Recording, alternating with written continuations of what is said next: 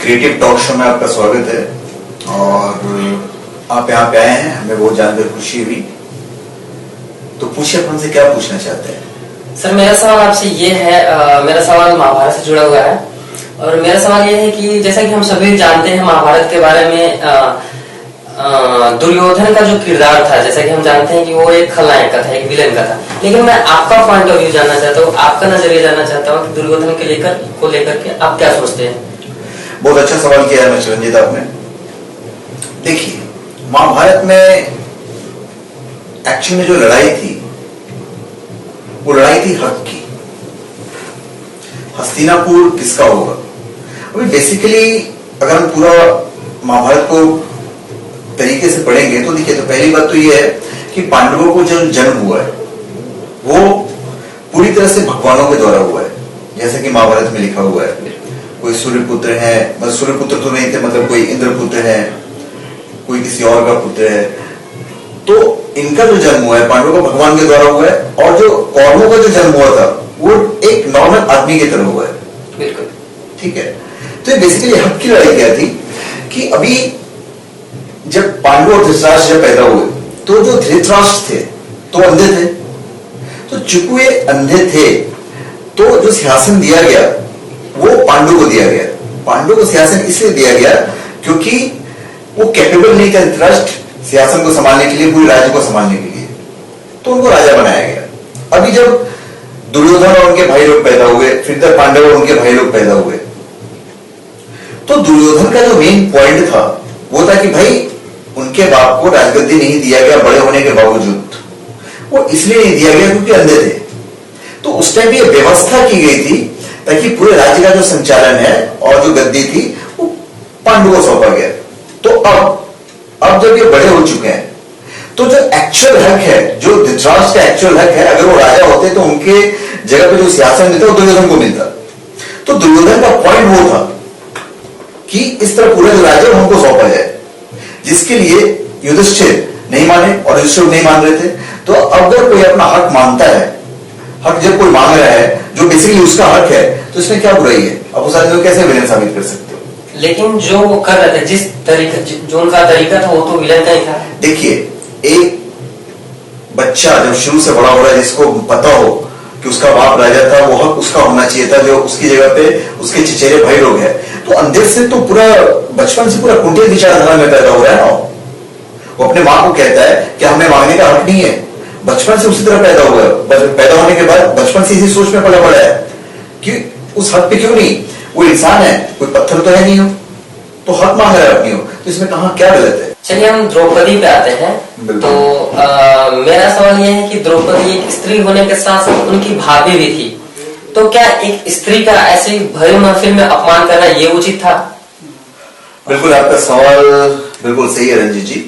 अब हम मेन घटना पे आते हैं कि ये घटना की शुरुआत और इसकी नींव कहां पड़ी। देखिए, सर्वप्रथम तो आपको बता देता हूं युधिष्ठिर किस मेंटेलिटी से पैदा हुआ, किस मेंटेलिटी में पला बड़ा है।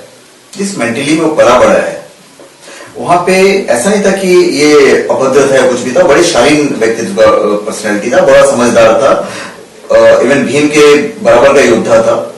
जब ये लोग वहां पे गए थे द्रौपदी के यहाँ, उसमें क्या बोलते हैं उसको, शीशमहल नहीं, जब स्वयंवर में जब ये लोग गए थे तो वहां पे कुछ ऐसी घटना हुई थी कि शायद कोई शीशे का कुछ बना हुआ था, उससे टकरा गए थे जो उनको दिखा नहीं था, या शायद ये कोई पुल था बना हुआ था, उसमें शायद ये गिर गए थे। जहां पे द्रौपदी ने कमेंट किया था उनके ऊपर कि अंधे का बेटा तो अंधा ही होता है, तो ये बहुत बड़ा कमेंट हो जाता है। तो वहां भी युधिष्ठिर ने शालीनता दिखलाई है। युधिष्ठिर ने कोई भी अपशब्द नहीं कहा है, पर जो खून का जो घूंट है, और वो खून का घूंट तो बचपन से पीता आ रहा है। वो आज जो हक उसका होना चाहिए था वो हक किसी और को मिला हुआ है, तो खून का घूंट बचपन से पीता हुआ है। यहाँ पे उसने खून का घूंट पिया, उसने किसी भी तरह की अभद्र व्यवहार नहीं किए। और रहा जुए का जो सवाल है, तो वहां पे जब उनका वत्सरण हो रहा था तो वहां पे बड़े बड़े लोग बैठे हुए थे। विष्णु पितामह बैठे हुए थे, द्रोणाचार्य बैठे हुए थे, कृपाचार्य बैठे हुए थे, सब लोग बैठे हुए थे। उन्होंने भी बोला कि ऐसा मत करो, पर किसी ने ये नहीं कहा। अभी धर्मराज थे, अपना जो युधिष्ठिर थे वो तो धर्मराज थे, किसी ने ये नहीं कहा कि ये खेल को बंद करो। किसी ने कहा? नहीं कहा ना। खेल को जारी नहीं दिया, धर्मराज को खेलने दिया।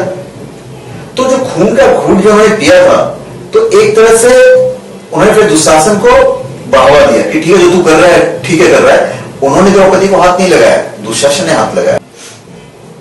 रंजीत जी एक बात बताइए, द्रौपदी ने जब दुर्योधन का अपमान किया तो वो सही था, सेम चीज जब दुर्योधन ने उनका अपमान किया तो गलत कैसे हो जाएगा? उस टाइम की जो सामाजिक व्यवस्था थी और जिस समाज में दुर्योधन पले बड़े थे, उस टाइम पे बदले की भावना चल रही थी, तो उनका भी अपमान हुआ था, उन्होंने द्रौपदी का अपमान किया। अब जुए में जब उनको हारा गया, जो हारने वाले कौन लोग थे? उनके अपने लोग थे, उनके पति थे, तो किसी ने उनको तो नहीं रोका। हर आदमी जो महाभारत पढ़ता है या जानता है यही कहता है कि भाई ये चीज गलत था। रंजीत जी एक चीज मैं आपको और बताता हूं कि जुए के इस खेल में जो डाइस कहते हैं, उसमें जो शकुनी थे वो बहुत एक्सपर्ट थे, उनको हराना बड़ा मुश्किल था। और ये भी कहा जाता है कि बड़े मतलब साम दाम दंड में जिसको बोलते हैं ना, हर चीज में वो एक्सपर्ट थे जब जुए की बारी आती थी। तो ये चीज सबको पता थी हस्तिनापुर में, भीष्म जी को पता था, हर द्रोणाचार्य को पता था। तो क्या ये बात युधिष्ठिर को नहीं पता था? और दुर्योधन तो उनको इस पॉइंट पे लाना चाहता था और उसने भी ऑप्शन दिया है। ऑप्शन ये था कि पहले तो ये देखिए, जब आपको मालूम है कि आदमी खेलने में इतना शातिर है तो आपको खेलना नहीं चाहिए, फिर भी धर्मराज होते हुए वो जुआ खेले, अग्रीड। उसके बाद एक एक करके चीजों को हारते चले गए। आखिरी ऑप्शन जो था वो दुर्योधन ने युधिष्ठिर को दिया है कि जितना जीती हुई चीजें हैं ये मैं वो आपको वापस कर दूंगा, और द्रौपदी की दौड़ लगी। ठीक है, वहां पे अगर युधिष्ठिर चाहते तो नहीं लगाते उनको, द्रौपदी को। फिर भी मन की जो लालच है, अब जहां लालच की बात है तो फिर हम धर्मराज नहीं कहेंगे, जो मन की जो लालच है कि हमको पूरा राज्य मिल जाएगा, और युधिष्ठिर चाहता थे, उन्होंने द्रौपदी को दांव पे लगा दिया। तो गलती अब किसकी कहोगे? कहां पे गलत है दुर्योधन इन सब चीजों की? वो जो चाहता था उसने किया, और एक बार जब उन्होंने जीत लिया तो जीत लिया। तो रंजीत जी आपका अगला सवाल क्या है? मेरा अगला सवाल है, जो अभिमन्यु के साथ हुआ, युद्ध के नियम के खिलाफ जो उनको मारा गया, उसके बारे में आप क्या कह रहे हैं? देखिए मैं आपको बता देता हूं कि पूरी जो महाभारत है, पूरी महाभारत छल कपट की लड़ाई है। कभी पांडवों ने चाल चली है तो कभी कौरवों ने चाल चली है, फिर कभी पांडवों ने चाल चली है तो कौरवों ने चाल चली है। बेसिकली ये जो पूरा महाभारत युद्ध है, ये चालों का लड़ाई थी। एक तरफ जो चाल थे वो हमारे भगवान श्री कृष्ण खेल रहे थे, और दूसरी तरफ से जो चाल चल रहे थे वो थे हमारे एक्चुअल में शकुनी। अभी हम मेन आते हैं आपके मुद्दे पे, चक्रव्यूह वाले स्थिति में जहां पे अभिमन्यु को हत्या हुई। तो देखिए उससे पहले इनकी तरफ से जो चाल चली गई थी वो ये था कि इन्होंने भीष्म पितामह को मारा था। तो भीष्म पितामह के आगे इन्होंने शिखंडी को कर दिया था, क्योंकि भीष्म पितामह कभी किसी स्त्री पे शस्त्र नहीं चला सकते थे, तो शस्त्र नहीं एक्चुअली वो निहत्थे हो गए। उसके बाद फिर अर्जुन ने उनको मारा, तो चाल तो इधर से भी चली। तो जब इन्होंने किया तो उसको आप सही ठहरा रहे हो, जब उन्होंने किया तो गलत ठहरा रहे हो। अभी हम मेन उस चक्रव्यूह पे आते हैं। अभी जो चक्रव्यूह था, अभी अभिमन्यु कौन थे? अभिमन्यु साक्षात इंद्र के पोते हुए हो, क्योंकि अर्जुन उनके बेटे थे, तो पोते हुए। अभी जो चक्रव्यूह रचा गया था, उस चक्रव्यूह को तोड़ने में सिर्फ 2 ही आदमी सक्षम थे जिनको तोड़ना आता था। एक तो थे अर्जुन, दूसरे थे कृष्ण, और तीसरा अभिमन्यु। तो जिस दिन चक्रव्यूह तोड़ा गया उससे एक दिन पहले जो अभिमन्यु था उसने लगभग आधी सेना को अकेले खत्म कर दिया था। उसने अभिमन्यु था। अब चूंकि एक कहावत है हमारे इंग्लिश में भी कि everything is fair in love and war. जब आप लड़ाई लड़ रहे हैं, और भी जब महाभारत जैसी लड़ाई लड़ रहे हैं, तो वहां पे कुछ भी जायज और नाजायज नहीं होता है। नाजायज तो उन्होंने भी किया ना, इन्होंने उनको मार दिया। अब ओवरऑल जब महाभारत को उठा के देखते हैं तो इन्होंने भीष्म को शिखंडी के सामने खड़ा करके मार दिया। उसके बाद जब हम कर्ण के वध पे आते हैं तो कर्ण से कवच कुंडल ले लिया जाता है, फिर उसको उस वक्त मारा जाता है जब वो नहीं हत्या था। इसी तरह जब द्रोणाचार्य की जब हत्या हुई थी उस वक्त बिल्कुल नहीं हत्या थे, उनके सामने कह दिया गया कि अश्वत्थामा मारा गया, तो उनको लगा कि उनका अपना बेटा मारा गया है, जो झूठ बोला। उन्होंने शस्त्र त्याग दिया, जब शस्त्र त्याग दिया तो पीछे से आके उनके गर्दन उड़ा दिया गया। तो इन्होंने भी कम तो किया नहीं है, तो आप ये नहीं कह सकते कि कौरवों ने सबसे पहली गलती की है मैदान में। सबसे पहले भीष्म पितामह जैसे योद्धा के साथ में इन्होंने गद्दारी की है। गद्दारी कहेंगे गलत से इन्होंने किया है, उसके बाद फिर उन्होंने करना शुरू किया है। अब जब उस चीज पे आते हैं तो आप ये था ठीक है योद्धा था, और हर जितने योद्धा खड़े थे उनको फक्र भी था अभिमन्यु के ऊपर कि इतना बड़ा युद्ध से युद्ध कर रहे हैं। ये ठीक है कि उस टाइम पे सबसे पहला जो वार किया था वो कर्ण ने ही किया था, और अभिमन्यु महान योद्धा तो थे, बड़े वीर योद्धा थे। जब वो पूरे निहत्थे हो गए तो उन्होंने शस्त्र मांगा था कि हमको कुछ तलवार दे दो लड़ने के लिए, किसने नहीं दिया था। उसके बाद फिर बोलते ठीक है चाकू दे दो, चाकू से लड़ाई करेंगे, तो इनको एक चाकू भी नहीं दी गई थी। उसके बाद फिर कर्ण ने उनको मारा था, पर मरते वक्त कर्ण ने कहा था उनको, अभिमन्यु को, कि मुझे फक्र है कि तुम्हारे जैसे लड़के का मैं चाचा हूं। उसके बाद ये मरे थे। तो इसमें गलती और सही की बात नहीं, देखिए गलती और सही, everything is fair in love and war. और ये पूरी जो महाभारत है, ये पूरी महाभारत छल कपट की है। पहली गलती इन्होंने की है, फिर उन्होंने की है। हमेशा जैसे भी आप जब दुर्योधन का जब वध देखेंगे आप, तो दुर्योधन के वध में दुर्योधन जो था कला में, गदा की कला में वो भीम से ज्यादा अच्छा था, क्योंकि उनको जो कला जिसने सिखाया है वो तो साक्षात बलराम थे। तो बलराम के शिष्य थे वो, बलराम के शिष्य को ऐसे नहीं हराया जा सकता। शक्ति में, ताकत में भीम ज्यादा थे, पर जब गदा युद्ध हो रहा था तो भीम थकते चले जा रहे थे, वहां पे दुर्योधन ही थक रहा था। और उसी वक्त जब इनका लड़ाई चल रहा था तो ये वहां पे आए थे बलराम। अभी कृष्ण कह रहे थे कि वाह क्या युद्ध कर रहा है, क्या गदा युद्ध है। हर आदमी दुर्योधन की तारीफ कर रहा था वहां पे, ठीक है। कृष्ण के कहने पर उन्होंने उनके जान पे वार किया, जो कि युद्ध के नियम के खिलाफ था। एक बात मैं आपको और बता देता हूं रंजीत जी, कि चूंकि ये सारी की सारी, अब मैं एक्चुअली में दुर्योधन को बनाता हूं। दुर्योधन बलराम के बड़े प्यारे शिष्य थे, और एक्चुअली में सुभद्रा की जो शादी है वो दुर्योधन से करवाना चाहते थे, पर चूंकि हस्तक्षेप श्री कृष्ण का हुआ तो जैसे हुआ, मतलब फिर वो उनकी शादी फिर अर्जुन से, क्योंकि अर्जुन और सुभद्रा का अफेयर चल रहा था, तो इतने योग्य थे वो।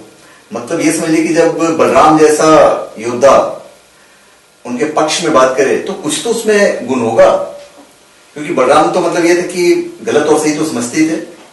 वो चाहते तो युद्ध में भाग भी ले सकते थे, पर भाग इसलिए नहीं लिए क्योंकि श्री कृष्ण इधर थे, तो श्री कृष्ण के अगेंस्ट में नहीं जा सकते थे, इसलिए वो युद्ध से परे हट गए और पूरे युद्ध के मैदान में रहे नहीं, कहीं दूसरी जगह चले गए थे। युद्ध के आखिरी दिन में आए थे जब वो दुर्योधन से फाइट कर रहे थे। तो दुर्योधन कहां नेगेटिव था बताइए? जब बलराम जैसा योद्धा अपनी बहन की शादी दुर्योधन से करवाना चाह रहा हो तो दुर्योधन गलत कैसे हो सकता है? क्रिएटिव टॉक शो में आपका स्वागत है, और आज हमारे साथ है मिस्टर रोहित बजाज। नमस्कार। और हमसे आज कुछ सवाल पूछने जा रहे हैं जो शायद महाभारत के किसी कैरेक्टर्स के बारे में। तो पूछिए रोहित जी, क्या पूछना चाहते हैं? आनंद जी, मैंने क्रिएटिव टॉक शो में आपका एक एपिसोड देखा था जो आपने रंजीत के साथ डिस्कस किया था, वो था दुर्योधन का। आप कहते हैं कि दुर्योधन रियल हीरो है, तो मैं उसके कुछ अच्छे गुण के बारे में जानना चाहता हूँ। रोहित जी बिल्कुल सही कहा आपने, और बिल्कुल सही जानना चाहते हैं आपके उनके गुण क्या थे। तो देखिए, गुण और दुर्गुण, सगुण या दुर्गुण, ये दो चीजें हैं। बराबर। अब जैसे एक आदमी मरता है, हम आपको एग्जांपल द्वारा समझा रहे हैं। हमारा सैनिक किसी एक को मारता है, बराबर, ठीक है, हम किसी एक को मारते हैं, बराबर। तो हमारा सैनिक ने जब किसी एक को मारा तो उसे मेडल दी जाती है, मेडल दिया, और हमने अगर किसी एक को मारा तो हमें हत्यारा साबित किया जाता है, बराबर है, ठीक है। तो दुर्योधन के हिसाब से क्या था कि दुर्योधन के हिसाब से जो सगुण और दुर्गुण जो चीजें थी उसके हिसाब की बात कर रहा हूं, उसकी जो सोच थी कि उसके हिसाब से सगुण और दुर्गुण कुछ होता ही नहीं था, ये हमारी बनाई हुई चीजें थी। उसके हिसाब से जो सामर्थ्य है वही सगुण है और दुर्गुण है। अगर हम में सामर्थ्य है तो फिर सारे गुण हमारे पास है, बराबर। अब चीजों को समझ मैं क्या कह रहा हूं, उसके हिसाब से सामर्थ्य ही हर चीज है। रोहित जी, दुर्योधन के हिसाब से सद्गुण का मतलब होता है सामर्थ्य, उनके हिसाब से यही था। सामर्थ्य के बिना जो मनुष्य है वो उस तरह है कि बिना जड़ का वट वृक्ष। सामर्थ्य केवल भुजाओं का ही नहीं अपितु बुद्धि और भुजातंत्र बराबर दोनों का ही जो मतलब है वो उनके हिसाब से सामर्थ्य था। तो सगुण और दुर्गुण का मतलब नहीं था, उनके हिसाब से सामर्थ्य अच्छा था। सामर्थ्य ही उनके लिए सब चीज था। हस्तिनापुर के युवराज थे हो, तो वहां पे सदगुण दुर्गुण का मतलब बनता नहीं है। उनको लोग अहंकारी कहते थे, तो उनको कोई फर्क ही नहीं पड़ता था, क्योंकि अहंकारी वे लोग कहते थे जो दुर्बल थे। हस्तिनापुर के लोग उन्हें अहंकारी कहते थे, घमंडी कहते थे, तो इसलिए कहते थे कि वो दुर्बल थे और ये सामर्थ्यवान था। ये उस चीज को मानते थे दुर्योधन कि सामर्थ्य ही हर चीज है। अब आप ये बताइए कि आपका अगला सवाल क्या है। आनंद जी, दुर्योधन ने पांडव को भाई क्यों नहीं माना?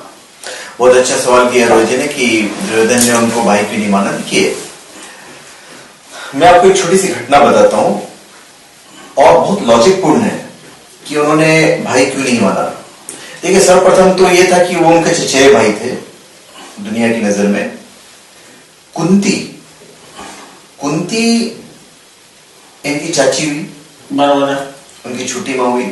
अभी जो राजन पांडु थे उनको ये श्राप था कि ये पिता नहीं बन सकते, क्योंकि उनको ये श्राप यह था कि अगर उन्होंने अपने पत्नी का आलिंगन किया या सहवास करने की कोशिश की तो उसी क्षण वो मर जाएंगे, क्योंकि उनको एक ऋषि का श्राप था। अब अपनी दोनों बीवियों के साथ, माद्री और कुंती, इन दोनों के साथ वो अरण्य को चले जाते हैं, जंगल में चले जाते हैं। अभी कुंती को दुर्वासा ऋषि ने मंत्रों का मंत्र कुछ दिए हुए थे। उन्होंने यज्ञ किया था जिसमें मंत्र दिए हुए थे, और उस मंत्रों के हिसाब से वो किसी का भी आह्वान करके उनके हिसाब का या उनकी छवि के पुत्र को पैदा कर सकती थी वो। ये उनको वरदान था या मंत्र उनको पता था। तो जब पांडु इनके साथ बाहर गए इन द सेंस जब उनको मालूम था कि कुछ हो ही नहीं सकता है, तो उन्हें राज सब त्याग दिया था। अपनी दोनों बीवियों के साथ ये जंगल के लिए चले गए थे, और उनके साथ एक धात्री गई थी, नौकरानी, जो काफी टाइम तक उनके साथ रही है। तो वहां पे कभी भी कुंती या माद्री ने उनसे साथ संभोग या सहवास करने का प्रयत्न नहीं किया। अब एक दिन पांडु बड़े उदास थे, उन्होंने बोला कि हमारा वंश तो खत्म हो जाएगा यहां पर। तो यहां पे कुंती ने उनको बताया कि उनको वो मंत्र पता है जो दुर्वासा ऋषि ने दिया था कि किस तरह वो पुत्रों को जन्म दे सकती है किसी को आह्वान करके। यहां पे उन्होंने इंद्र का आह्वान किया जिससे अर्जुन पैदा हुए, पवन का आह्वान किया तो भीम पैदा हुए, फिर धर्मराज यम का आह्वान किया तो युधिष्ठिर पैदा हुए। उसी तरह फिर माद्री ने, फिर मंत्र कुंती ने उनको पास ऑन किया माद्री का, और फिर उनके दो नकुल और सहदेव पैदा हुए। तो वसूलन देखा जाए तो एक्चुअली में वो अपने भाई कहां हुए? ये तो कुंती के पुत्र नहीं या माद्री के पुत्र हुए। फिर 10, 12, 13 साल बाद, या शायद मेरे ख्याल से 17, 18 साल बाद, जब पांडु की मृत्यु हुई, पांडु की मृत्यु का भी ये हुआ था कि एक बार ये पानी लेके आ रही थी माद्री, और उस वक्त उनके साड़ी का जो पल्लू था वो खिसक गया था, जिसको देख के पांडु एक्साइटेड हो गए थे और उन्होंने उन्हें पकड़ लिया था और सहवास करने की कोशिश की थी, और उसी क्षण उनकी मृत्यु हो गई थी।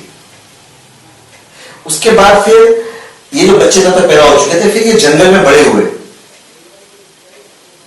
उसके बाद वहां पे उछल कूद मचाना, धमाचौकड़ी मचाना, फिर उन सबको लेकर कुंती यहां पहुंचती है। तो अब इस श्राप के बारे में सबको पता था कि पांडु पिता नहीं बन सकते, पर चूंकि भीष्म पितामह वहां पे थे, उन्होंने कुंती को बड़ी इज्जत के साथ में अपने महल में रखा, और मतलब महामाता का उनको उपाधि भी दी कि सबके राजमाता थी वो। तो दुर्योधन को ये चीज पता था कि मेरे अपने भाई हो ही नहीं सकते हैं, कैसे हो सकते हैं, या ये मेरे भाई हो ही नहीं सकते। तो इस वजह से उसने कहीं भाई नहीं माना। दूसरी तरफ भीम जो थे बड़े उतरने थे और बहुत शक्तिशाली भी थे, तो वो मतलब काफी परेशान करके रख देते थे। वो मतलब अकेले ही 3-4 लोगों को पकड़ के 3-4 लोगों को पटक के मतलब ये करते थे। जब वो तैरने के लिए जाते थे तो वहां पे मारपीट करते थे, क्योंकि गुस्सा बहुत था भीम के अंदर। फिर दूसरी ये था कि जो हमारे अर्जुन थे, अर्जुन को द्रोणाचार्य बहुत प्यार करते थे। तो इन सब चीजों की वजह से जो माहौल बन रहा था, इन सब चीजों में दुर्योधन पांडवों को कभी भाई माने ही नहीं। तो रोहित जी, अब मैंने आपको बताया कि पांडव को भाई क्यों नहीं मानते थे। अभी आपका अगला सवाल या मन में अगर आपको कोई संशय है तो बताइए। ये सुनकर आनंद जी बहुत अच्छा लगा, लेकिन एक डाउट जो मन में आया है, एक प्रश्न जो मैं पूछना चाहता हूँ आपसे, ये भी है कि दुर्योधन और कर्ण अच्छे मित्र थे, बिल्कुल थे, लेकिन दुर्योधन ने कर्ण को हमेशा इस्तेमाल किया। एक ऐसा क्यों? नहीं, ये आपको फील हो रहा है कि उन्होंने कर्ण को इस्तेमाल किया। देखिए, इनकी दोस्ती की शुरुआत कहां से होती है ये जानना बड़ा जरूरी है। देखिए, सर्वप्रथम बचपन में जब ये हस्तिनापुर गए अपने पिता के साथ में, तो वहां पर सर्वप्रथम जो उन्होंने किसी युवराज को देखा तो वो दुर्योधन थे। और उस वक्त दुर्योधन इनके पास आए और ये कहा था, तुम बड़े सुंदर लगते हो, तुम्हारे कानों के जो कुंडल हैं वो अति सुंदर है। तो पहली दफा किसी युवराज ने इतने प्यार से उनको मान्यता दी। और फिर दुर्योधन चले के बात आई गई होगी। एक्चुअली में उनके जो पिता थे वो उनको लेके गए थे वहां पे युद्ध की शिक्षा दिलाने के लिए। ठीक है, वहां पर उन्होंने युद्ध की शिक्षा वगैरह भी ली, जहां पे उनको, चूंकि सूत पुत्र थे, सारथी के पुत्र थे, तो उनको कभी भी वो रिस्पॉन्स नहीं मिला। वहां भी हर जगह अर्जुन अर्जुन, भीम भीम, युधिष्ठिर, हर जगह पांडवों की चर्चा होती रहती थी। खास करके चूंकि ये भी धनुर्धर थे और हमारे जो अर्जुन थे वो भी धनुर्धर थे, तो एक धनुर्धर दूसरे धनुर्धर को मतलब कैसे चाहेगा। तो एनीवे, बात यहां से हम शुरू करते हैं कि एक बार जब इनकी पूरी शिक्षा पूरी हो गई कौरवों की और पांडवों की, तो द्रोणाचार्य ने, पांडवों की, तो द्रोणाचार्य ने एक कंपटीशन रखा। अब उस कंपटीशन में ये हुआ कि जो हमारे कर्ण थे वो सुबह, उनकी एक आदत थी गंगा में जाके सूर्यदेव की पूजा करने की, और उस दिन ऐसा हुआ कि सूर्यदेव निकले ही नहीं और वहां पे कंपटीशन शुरू हो गया। हर तरफ पांडवों की जय जयकार थी, भीम ने सबको हरा दिया। उसके बाद हुआ ये कि पहुंचते हैं अपने भाई शोण के साथ में वहां पे, पर शोण तभी बोलता है कि भैया तुम्हारे जो कान के जो कुंडल हैं वो काले पड़ गए हैं और मैं नहीं चाहता हूं कि तुम अंदर जाओ। और ऊपर से सूर्यदेव को कर्ण गुरु मानते थे, सूर्यदेव निकले भी नहीं है। तो कर्ण वचन देते कि जब तक सूर्य नहीं निकलेगा तब तक मैं अंदर कंपटीशन में नहीं जाऊंगा। और उधर जितनी भी चीजें थी, जितनी प्रतियोगिता थी, उस हर प्रतियोगिता में अर्जुन अव्वल आता जा रहा था। और फाइनली ये होता है कि अर्जुन हर प्रतियोगिता में जीत जाता है। तीर की प्रतियोगिता में फिर बाण फेंककर कुत्ते को शांत करना था, कुत्ता भौंक रहा था तो बाण फेंका, कुत्ता शांत हो गया। तो हर प्रतियोगिता में जीतते हुए था कि अब उसको मेडल दे दिया जाएगा और उसको सर्वश्रेष्ठ योद्धा का खिताब मिल जाएगा। उसी वक्त सूर्य जो है उदय होता है और कर्ण अंदर आते हैं, कहते हैं ठहरो। जितने चीज उसने की है अर्जुन ने, वो सारी चीजें मैं करके बताऊंगा। और जितने कलाओं का प्रदर्शन अर्जुन ने किया था, उन सारे कलाओं का प्रदर्शन ये करते हैं कर्ण। और वहां पे जब कलाओं का प्रदर्शन हो जाता तो आखिरी ये था कि आंख बंद करके आपको आवाज की दिशा में तीर चलाना है, जो अर्जुन ने किया था। एक कुत्ता भौंक रहा था, उन्होंने तीर में मारा और कुत्ता चुप हो जाता है, उसको खून भी नहीं लगता है। ठीक है, अभी वो परीक्षा से कर्ण को गुजरना था और वहां पे कर्ण ने आंख बंद करके तीर चलाया, आवाज हुई, पर तीर कहां गई किसी को पता नहीं चला और कुत्ता भौंकता रह गया। तो ये उनका जो कला था पूरा फेल जाता है और अर्जुन को उपाधि मिलने वाली थी। इतने में भीष्म कहते हैं ठहरो, तो सब लोग संबद्ध रह जाते हैं। अब भीष्म कहते हैं कि ये जो कला है, ये कला सिर्फ भीष्म द्रोणाचार्य जानते हैं, हम जानते हैं और अर्जुन जानता है और ये कर्ण जानता है। क्योंकि कर्ण ने जो किया है, एक्चुअली हुआ क्या था, आवाज की दिशा में तीर फेंकना था। उस वक्त एक चिड़िया की आवाज आई थी, चुं, और उसी दिशा में कर्ण ने बाण चला दिया था, आवाज की दिशा में, और एक छोटी सी पक्षी के मुंह में जाके बाण घुस गई थी और उसकी बोलती बंद हो गई, और लोगों ने यह समझा कि कुत्ता भौंक रहा है और इनका बाण असफल हो गया। तो भीष्म ने कहा कि सर्वश्रेष्ठ योद्धा का जो पद है, उपाधि जो है, कर्ण को मिलना चाहिए, क्योंकि अर्जुन ने जो किया उससे ज्यादा टफ ये है। तो इतने में भीम खड़े हो जाते हैं, और भीम खड़े होकर बोलते हैं कि ये तो सूत पुत्र है, ये क्षत्रियों से क्या मुकाबला करेगा, और ये जो प्रतियोगिता है वो सिर्फ क्षत्रियों के लिए है। यहां पे दुर्योधन खड़े होके उनको कहते हैं कि ठीक है, मैं इनको अन्य देश का राजा बनाता हूं। तो इसमें क्या स्वार्थ है? इसमें कोई स्वार्थ नहीं है। इसमें वहां से दोस्ती की निर्माण होती है, उन्हें दोस्ती की नींव डाली है। हो सकता है उनके मन में यह रहा होगा कि पांडवों से उनकी चिड़ शुरू में थी, हो सकता है उन्होंने सोचा होगा कि ये हमारे कवच का काम करेगा, हो सकता है। लेकिन आनंद जी, महाभारत में तो हम देखते हैं कहीं ना कहीं कि कर्ण दुर्योधन के एहसाने की बोझ दबा हुआ है।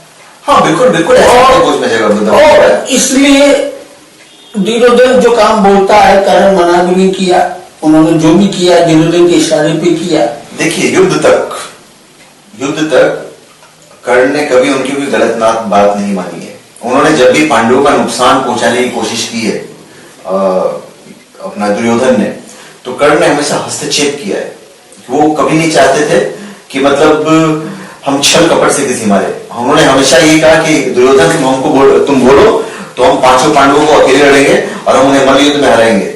उन्होंने पूरा चैलेंज किया था, और इवन जब वो प्रतियोगिता हुई थी तो उन्हें अर्जुन को बोला था कि आ जाओ तुम मल्ल युद्ध में, द्वंद्व युद्ध में क्या होता है, एक की विजय होती है, एक की मौत होती है। तो उन्होंने बोला था कि पांचों को एक साथ द्वंद्व युद्ध में आने बोल दो, मैं पांचों को खत्म करूंगा, पर मतलब ऐसा कोई मौका नहीं आया। तो इन्होंने हमेशा छल कपट का हमेशा विरोध किया है, तो उन्होंने कभी कोई गलत साथ नहीं दिया है। हाँ, एंड में जो महाभारत का युद्ध था तो उनको साथ देना ही देना था, क्योंकि एक तो उनकी दुश्मनी थी, एक तो दुश्मनी क्या थी, उसके बहुत सारे रीजन थे। अगर उनका अर्जुन से नहीं बनता था, उसका सर्वप्रथम रीजन ये था कि जब अर्जुन और कर्ण सामने मिले थे पहली दफा जिंदगी में, पहली दफा आमने सामने थे, तभी एक सांप उनके बीच में आके गिर जाता है, जो अनिष्ट होता है। उसके बाद उनका जो दूसरी दुश्मनी हुई, एक तो वहां उनका ये किया गया कि सूत पुत्र है, पर इसमें अर्जुन का कोई दोष नहीं था। उसके बाद दूसरी दफा जब हम द्रौपदी को जीतने जाते हैं, तो द्रौपदी को जब वो जीतने स्वयंवर हुआ था, तो जब इन्होंने मछली को भेज दिया था अर्जुन ने, उसके बाद ऐसा हुआ था कि लोग खड़े हो गए थे, क्योंकि ब्राह्मण थे, कि ब्राह्मण क्षत्रिय की पुत्री को कैसे उठा के लेके जा सकता है। तो वहां पे पूरा युद्ध हो गया था। वहां पे युद्ध नहीं था कि फाइनली कर्ण और अर्जुन आमने सामने आ गए थे, तो वहां पे दोनों के बीच में युद्ध हो गया था एक तरह से कि कौन द्रौपदी को उठा के लेके जाता है। तो कर्ण ने वहां पे चैलेंज कर दिया था कि मैं तुम्हारी द्रौपदी को मैं उठा के लेके जाऊंगा यहां से, और वहां पे दोनों में घमासान युद्ध हुआ था। पर ये हुआ था कि उस दोनों के युद्ध के बीच में फिर बाद में श्री कृष्ण आ गए थे, और श्री कृष्ण ने कहा था कि तुम दोनों के बाण खत्म हो गए, इसलिए इसको यहीं पे खत्म किया जाए। और उस युद्ध में इनका पुत्र मारा गया था, कर्ण का। तो कर्ण देखा जाए तो उन सबके अगेंस्ट में था, और सारे मतलब पांचों पांडवों के अगेंस्ट में कभी नहीं था, वो सिर्फ अर्जुन के अगेंस्ट में था। उसने कभी नहीं चाहा कि वो भीम को खत्म कर दे। इवन जब महाभारत के युद्ध में देखेंगे तो उसने कभी किसी का नुकसान नहीं पहुंचाया, किसी को मारा नहीं है। उसका इकलौता निशाना था अर्जुन, क्योंकि दोनों धनुर्धर थे। तो यहां पे आप ये नहीं कह सकते हैं कि वो कर्ण का इस्तेमाल करता था। कर्ण के मन में शुरू से ही था कि उसे सूत पुत्र कहा जाता है, सूत पुत्र कहा जाता है, एक वीर क्यों नहीं समझा जाता है, और वो उस खुंडस में जलता रहता था, जिसका इस्तेमाल हो सकता है दुर्योधन ने किया हो। तो आप ये नहीं कह सकते कि उसने हर जगह इस्तेमाल किया है। देखो, एक अगर आप मेरे पे एहसान करते हो तो हमारा फर्ज बनता है बात करना। हमने दुर्योधन ने भी वही किया कि वो राजनीतिक है, राजनीति का मजा वो खिलाड़ी बन चुका था, राज परिवार से था। ऊपर से उसके गुरु कौन थे? शकुनी मामा थे राजनीति में, तो कहीं ना कहीं फर्क तो पड़ेगा ही। और बचपन से ही पांडवों के प्रति वो देश तो रखता ही था। तो ये रीजन था कि अच्छे मित्र होने के बावजूद कभी कभी ऐसा हमें प्रतीत होता था कि दुर्योधन उनका इस्तेमाल कर रहा है। दुर्योधन ने तो उनकी शादी कराई वैशाली से, तो अच्छा ही किया ना। फिर सुप्रिया से जो शादी हुई थी वो भी दुर्योधन के वजह से हुआ, क्योंकि वो भानुमति को जीत के लाए थे और भानुमति के साथ में फिर सुप्रिया आई थी, तो सुप्रिया के साथ फिर उन्होंने कर्ण की शादी कराई, वो भी वृषाली से पूछकर। तो बताइए रोहित जी, आपका अगला सवाल क्या है? आनंद जी, ये जानना चाहता हूं कि हर इंसान में परमात्मा का वास है, ठीक है। हम यदि दूसरे इंसान के प्रति नफरत करते हैं तो उसी तरह दुर्योधन पांडवों से नफरत क्यों करता था? देखिए, ये तो हर मानव में, हम मानव है, हर मानव का एक गुण होता है प्यार और नफरत, ठीक है। हम किसी से मोहब्बत करते हैं, किसी से नफरत करते हैं, बराबर। तो एक मानवीय गुण है। हाँ, हम आपको ये जरूर बताएंगे कि दुर्योधन पांडवों से नफरत क्यों करता था। देखिए, पांडव जब आए थे तो लोग ऑलमोस्ट किशोरावस्था में थे, ठीक है। जब वापस अपनी माता कुंती के साथ पांडव आए थे, तो उस वक्त तक दुर्योधन का एक छत्र राज्य था। हर जगह युवराज दुर्योधन, युवराज दुर्योधन, युवराज दुर्योधन थे। इनके आने के बाद, पांडवों के आने के बाद, वो जो आजादी थी, जो प्यार था, वो हर कहीं बट गया। धृतराष्ट्र ने भी कुंती को अपनाया बच्चों के साथ में। भीष्म पितामह, जिनकी बात को काटने का किसी में हिम्मत नहीं होती थी, वो भी उनको कुंती और उनके पुत्रों को अपनाया। तो हर जगह इन्हें प्यार मिलने लगा, प्यार बट गया। तो एक बच्चे में जन्म तो होगी। ऊपर से जो भीम थे बहुत शक्तिशाली थे, वो कौरवों को पटक पटक के मारते थे। 4-4, 5-5 कौरवों को जब वो तैरने जाते थे तो वहां 4-5 को मारते थे।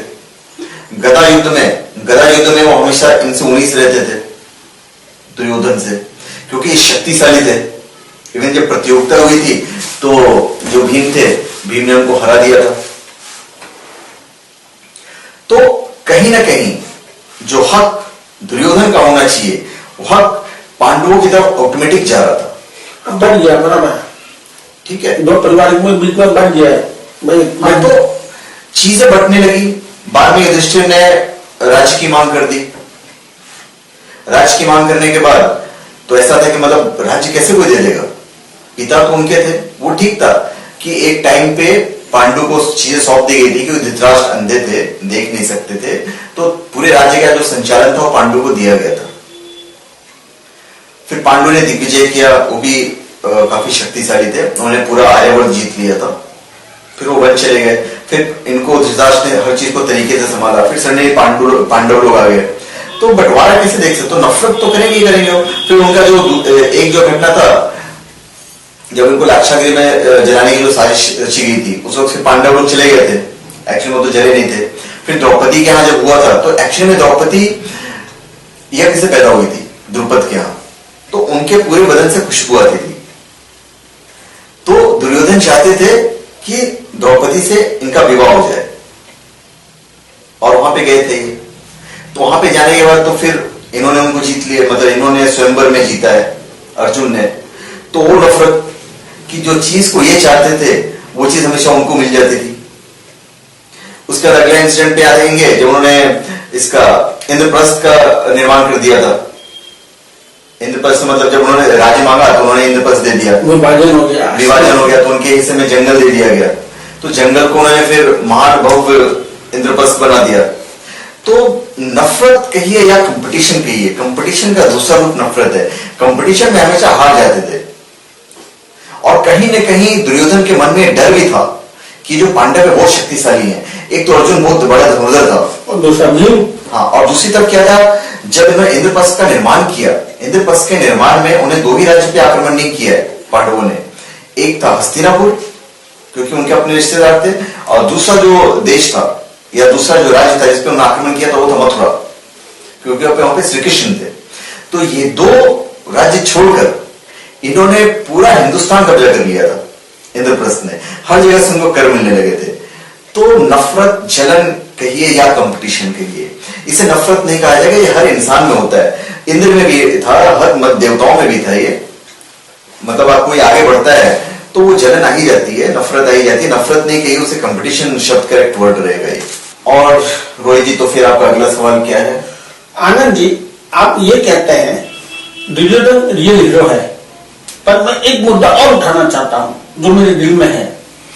मुद्दा ये है कि धृतराष्ट्र भीष्म पितामह के सामने दुर्योधन ने द्रौपदी का चीरहरण किया, उसके बारे में आप क्या बोलेंगे? देखिए, चीरहरण वाली जो घटना है ना रोहित जी, इसके तार काफी पीछे तक जुड़े हुए थे। मैं उस घटना से शुरुआत करता हूं जहां से द्रौपदी का महाभारत में आगमन हुआ। तो देखिए, जब स्वयंवर रखा गया था तो द्रौपदी का यह था कि उनके बदन से खुशबू आती थी हमेशा, और खूबसूरत भी थी। तो दुर्योधन उसको एक्चुअली में हस्तिनापुर की महारानी बनाना चाहते थे। और जो शर्त थी मछली के आंखों को भेदना, ये सिर्फ दो ही लोग कर सकते थे पूरे आर्यावर्त में। एक थे अर्जुन और दूसरे थे कर्ण। तो कहीं ना कहीं दुर्योधन के दिमाग में ये बात थी कि जिस तरह भीष्म पितामह अंबिका को जीत कर लेके आ गए थे, उसी तरह दुर्योधन के दिमाग में यह था कि वो कर्ण का इस्तेमाल करके कहीं ना कहीं उस स्वयंवर में उसको जीते और द्रौपदी को अर्पित कर दे। ये उसके दिमाग में कहीं ना कहीं था, इसलिए वो कर्ण को वहां पे लेके गए थे। नहीं तो कर्ण तो जानते थे कि चूंकि सूत पुत्र हैं, इस चीज से उनका पहले भी सामना हो चुका था, तो उनके दिमाग में कहीं भी नहीं था।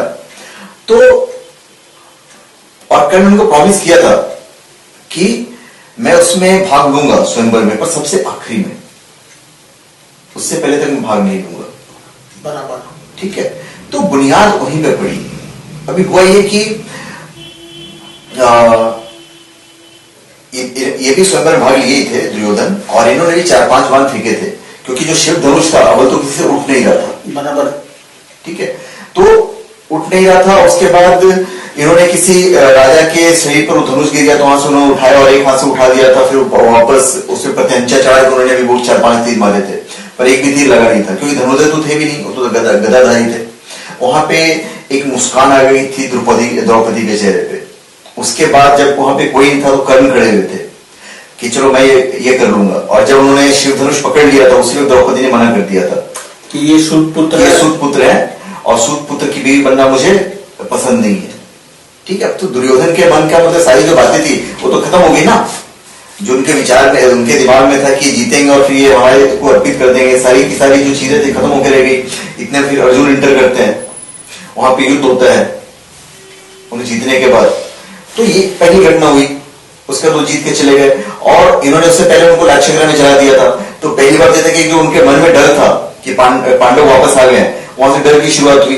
द्रौपदी को जीत के लेके चले गए। उसके दूसरी घटना ये हुई कि जब इन्होंने इंद्रप्रस्थ का निर्माण किया, तो इंद्रप्रस्थ का जब निर्माण किया तो उन्होंने जो फिर यज्ञ रखा था, उस यज्ञ में पूरे देश के राजा महाराजा आए थे। उन्होंने कृष्ण को भी आमंत्रित किया था और सारे कौरवों को आमंत्रित किया था। भीष्म पितामह भी आए थे, द्रोणाचार्य भी आए थे, सब लोग गए थे। तो जब वहां पे गए थे तो इंद्रप्रस्थ को एक्चुअली में बहुत खूबसूरत बनाया था उन्होंने। तो जब तक यज्ञ शुरू नहीं हुआ था कि तब तक श्री कृष्ण नहीं आए थे। तो तब तक उनको घुमाने के लिए लेके गए अपने महल में। तो वहां पे सब आखिरी में जब घूम लिए, एक्चुअली बहुत सुंदर बना हुआ था। ये भी गए थे, कर्ण भी गए थे साथ में, पर कर्ण वहां पे गए थे श्री कृष्ण के दर्शन करने के लिए। नहीं तो कर्ण के जाने का सवाल ही पैदा होता है, क्योंकि कर्ण को आमंत्रित नहीं किया गया था। क्योंकि एक तो कर्ण के जो पुत्र थे सुदामन को उन्होंने मार दिया था अर्जुन ने, वहीं पर जब द्रौपदी का स्वयंवर था वहां पे सुदामन मारे गए थे। तो वहां पे हुआ ये था कि महल में जब ये गए तो वहां पे जो स्विमिंग पूल होता है ना, उसी तरह का एक पानी का बना हुआ हौद था और उसके ऊपर पुष्प रखे हुए थे, जिसको दुर्योधन समझ नहीं पाए। और उनके हाथ में गदा वगैरह था, तो गदे के साथ में वो उसमें गिर गए। और यहां पे द्रौपदी ने कमेंट कर दिया था कि अंधे का पुत्र अंधा ही होता है ना। तो देखिए, एक भद्र महिला है, एक राजसी महिला है, और ये उनके अतिथि हैं। अपमान नहीं करके उनका सम्मान करना चाहिए। सम्मान करना चाहिए था या देवर ही लगेंगे। बिल्कुल। तो सम्मान में हुआ है कि आप एक अतिथि का सत्कार नहीं कर रहे हैं, अपमान आप कर उनको हर्ट कर रहे हैं, अपमान कर रहे हैं। उनके कहने की बिल्कुल जरूरत नहीं थी कि अंडे का पेटा अंडा होना चाहिए। बिल्कुल नहीं कहना चाहिए था। यहाँ तो अभी आप बताओ गलत किया सही किया द्रौपदी ने? मेरे हिसाब से आनंद जी द्रौपदी यहाँ पे गलत थी। यहाँ पे ये लगता है कि ये घमंडी औरत है, ठीक है। तो यहाँ पे उन्होंने क्या क्रुद्ध हो गए। क्रुद्ध होने के बाद ये हुआ कि चलो हम यहाँ से निकल जाएंगे, पर यहाँ उन्होंने किसी तरह की बदतमीजी नहीं की। वो गीले कपड़े में थे और गीले कपड़े बोलते चलो हम हस्तिनापुर की तरफ चलते हैं। अब जो हस्तिनापुर की तरफ जा रहे थे तो वहां पे फिर भीष्म ने उनको रोक दिया था कि ठीक है एक काम करो, तुम जो गौशाला में जाओ और देखो वहां पे दान वान के लिए जो चीजें रखी हुई है वो सब ठीक ठाक है कि नहीं। और कर्ण को उन्होंने बोला कि सारी दान की जो चीजें हैं वो तुम अपने हाथ से करो, तो उनको जाने नहीं दिया था। तो अभी जब हम उसके ऊपर जाते हैं, जब ये रुद्रत कीड़ा कर रहे थे, हम उस चीज पे आते हैं जब ये जो आपने पूरा चीर, जब वहां पे जब जुआ खेला जा रहा था तो उस वक्त शकुनी के बारे में ऐसा विख्यात था कि इनसे जीत पाना बड़ा मुश्किल है, मुश्किल नामुमकिन है, ठीक है, आप नहीं जीत सकते उनसे। तो वहां पे धर्मराज जो थे, जिनको धर्मराज कहा जाता है, जिनको धर्मराज कहा जाता है, एक पे एक चीज सारी की सारी चीजें हारते चले जा रहे थे, ठीक है, सारी चीजें हारते चले जा रहे थे, जीतना उनको मालूम था कि नामुमकिन है। फिर उन्होंने द्रौपदी को दांव पे लगाया। हालांकि दुर्योधन ने कहा था कि एक तो तुम्हारा राज्य है, एक तो द्रौपदी है, अगर ये डाइस तुम जीत गए तो पूरा राज्य तुमको दे दिया जाएगा। बराबर। तो किसी ने जुआ खेलने की तो नहीं रोका उनको, इतने बड़े लोग बैठे हुए थे, इतने ज्ञानवान लोग बैठे हुए थे, उन्होंने वो उनको नहीं रोका। वो भी तो गलत कर रहे थे ना, बिल्कुल गलत था। पूरे जब वेद उठा के देखो, जितनी कहानियां पढ़ोगे, जितनी इतिहास पढ़ोगे, तो इनसे बड़ा कोई जुआरी आपको नहीं मिलेगा जो अपनी बीवी को लगा दे इतना सब हारने के बाद। और वो बीवी जिनको वो जीत के नहीं लाए थे, अर्जुन ने जीता था, ठीक है। तो यहाँ पे धर्मराज बिल्कुल गलत थे। अब जब इनका अपमान हुआ, दुर्योधन का अपमान हुआ, तब तो किसी ने उंगली नहीं उठाई। जब दुर्योधन ने उनका अपमान किया तो अब बोले उनका चीरन हुआ और ये उनको नहीं करना चाहिए था। भाई उनकी जीती हुई चीज है, उन्होंने जीत ली, अब जीत ली तो उनकी चीज हो गई। जब उनकी चीज हो गई तो कुछ भी करें। तो यहाँ पे आप दुर्योधन को कैसे गलत कह सकते हो? और वो भी उस मनोस्थिति से वो बड़े हुए हैं जिस मनोस्थिति में पांडवों के प्रति नफरत रही है उनकी हमेशा। हालांकि नफरत नहीं, कंपटीशन को, और उस कंपटीशन हारते हुए हैं। तो यहाँ पे आप कैसे कह सकते हो कि वहां पे गलत है? पूरी तरह से आप उनको गलत नहीं कह सकते। और अगर वो पूरी तरह से गलत थे तो और भी बड़े बड़े लोग बैठे हुए थे ना, भीष्म पितामह बैठे हुए थे, कृपाचार्य बैठे हुए थे, द्रोणाचार्य बैठे हुए थे, खुद धृतराष्ट्र बैठे हुए थे, शकुनी बैठे हुए थे, जो थे सब बड़े थे। उन्होंने भी कुछ, कृष्ण भगवान जी बैठे थे? नहीं, कृष्ण भगवान नहीं बैठे थे वहां पे, कृष्ण जी नहीं थे वहां पे, ठीक है। तो आप पूरी तरह से दुर्योधन को गलत नहीं कह सकते हो चीज में। खुद उनके पति गलत हैं जिन्होंने उनको दांव पे लगा दिया, उनको कोई गलत नहीं कह रहा है, उनके बारे में कोई कुछ नहीं कह रहा है, उसने चीरन कर दिया तो वो गलत कह रहा है। हाँ तो रोहित जी, अभी आपके लगभग सारे सवालों का जवाब मैंने दिया है। और दुर्योधन के बारे में आप देखिए, एक एक जब क्वेश्चन पूछेंगे ना, दुर्योधन के हर क्वेश्चन को जवाब पूछेंगे तो मैं आपके हर क्वेश्चन का मैं जवाब आपके अनुरूप दूंगा, एक एक घटनाओं के बारे में, चाहे भीम के युद्ध के बारे में। तो बहुत बड़ा वास्ट टॉपिक है और ना तो एक टॉक शो में खत्म भी नहीं होगा। हम दुर्योधन के मृत्यु तक जाएंगे जहां वहां भी उसके साथ छल कपट किया गया है, और उस टॉपिक में हम सबसे बाद में आएंगे। तो ये हमारा टॉक शो चलता रहेगा दुर्योधन के बारे में और हमेशा चलता रहेगा। आज के टॉक शो के लिए यहाँ आने के लिए आपका बहुत शुक्रिया। इस टॉक शो में आपका स्वागत है, स्वागत हमेशा रहेगा। आप कभी भी आए और अगले टॉक शो में आप दुर्योधन के बारे में पुनः हमसे सवाल पूछ सकते हैं। आप अपने पूरे सवालों के साथ में आइए। तो टॉक शो में आप सब दर्शकों का स्वागत है और आप ये वीडियो देखकर अपने कमेंट दीजिए और हमारे चैनल पे सब्सक्राइब कीजिए। धन्यवाद। Thank you.